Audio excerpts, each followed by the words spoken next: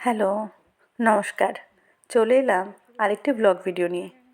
আজকের ভিডিওটা একটু অন্যরকম হতে চলেছে। বয়স যে শুধুমাত্র একটা সংখ্যা, আমরা চেষ্টা করলে পারি না এমন কোনো কাজ নেই। আজ আপনাদের সাথে একজনের পরিচয় করিয়ে দেব। ইনি হলেন দিলীপ বাবু। প্রতিদিন যখন মর্নিং ওয়াকে আসি, উনি এই বয়সেও এত সুন্দর এক্সারসাইজ করেন, মর্নিং ওয়াক করেন। তো বয়স কোনো বাধা হতে পারে না।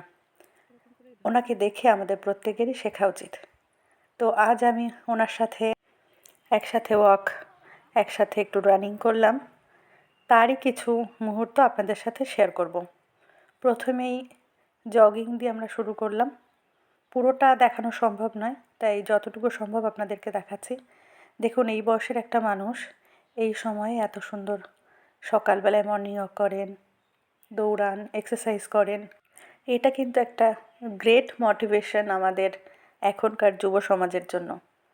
উনি একটা বার্তা দিলেন যে বয়স কখনো বাধা হতে পারে না। মানুষের ইচ্ছে শক্তি, অদম্য ইচ্ছে থাকলে মানুষ সবই করতে পারে। নিজেকে সুস্থ রাখার জন্য, ফিট রাখার জন্য মর্নিং ওয়াক বা ওয়ার্কআউট জরুরি। দিলীপবাবু কিন্তু সেটা প্রমাণ করেছেন। আজ সকালবেলায় ওনার সাথে দেখা হলো। ওনাকে আগেই বলে রেখেছিলাম যে আপনি আমার